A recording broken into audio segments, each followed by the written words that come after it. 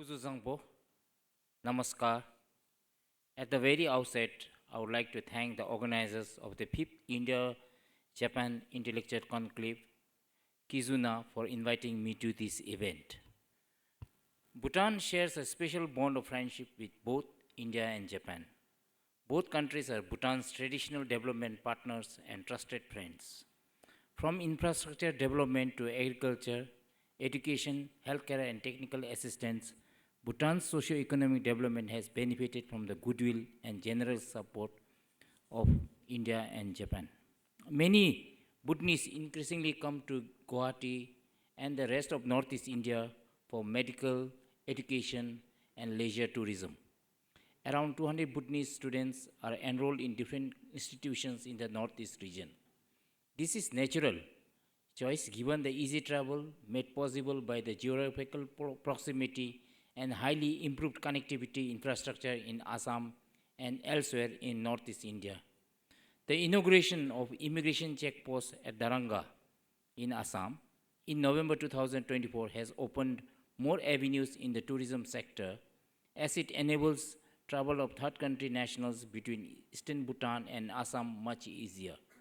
Considering the pristine nature and unique cultures both sides have to offer, tourism stakeholders from Bhutan and Assam are exploring ideas to develop concrete tourist circuits between Bhutan and Assam and in promoting eastern Bhutan districts and Assam as co-destinations. I am pleased to note that trade and commerce between Bhutan and northeast region of India, Assam in particular, is also growing deeper and stronger.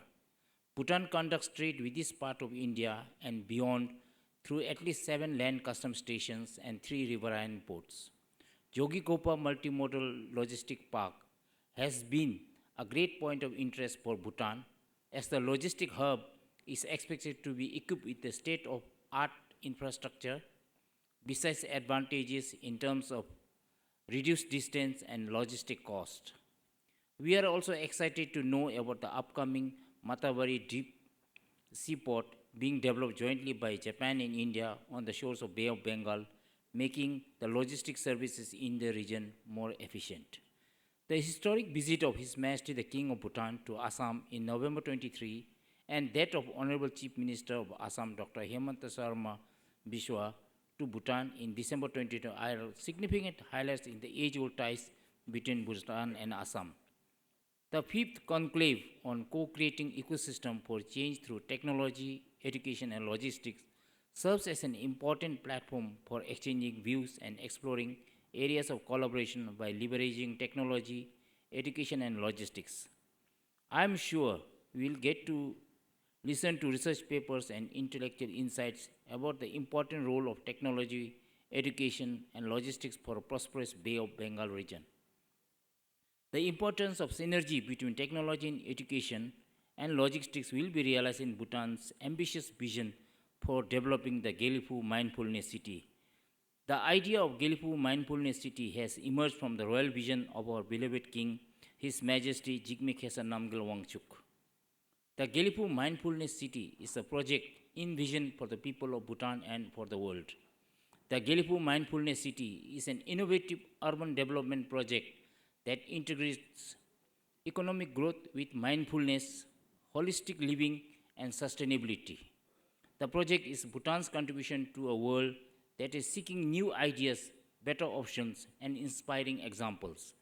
At a time when the world is looking for hope, His Majesty has said, I quote, often some of the largest problems can be solved with a single good idea, and sometimes that idea can come from a small country, unquote.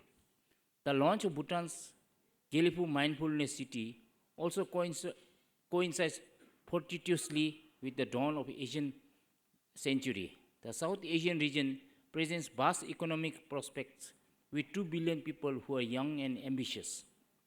The GMC is strategically positioned as a business and financial center, economic and technology hub, aviation and transit gateway for the region, just as Singapore is for Southeast Asia and Dubai for Middle East. For these aspirations to be realized, the important role of technology, education, and logistics cannot be emphasized enough. At this point in time, We know, what we know is that Gilipur Mindfulness City will have a basic features of the world's advanced urban centers, that it will be a city free of corruption, drugs, and crime, one that offers both the infrastructure and the governance needed for long-term prosperity.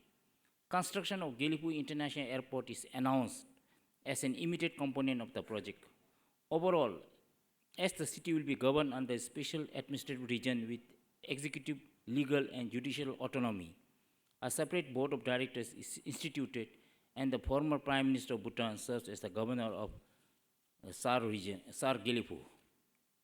It is hoped that the project of this magnitude will be a game changer for the region, propelling the region, especially Northeast India, being most immediate to Bhutan, to a greater heights of prosperity and growth.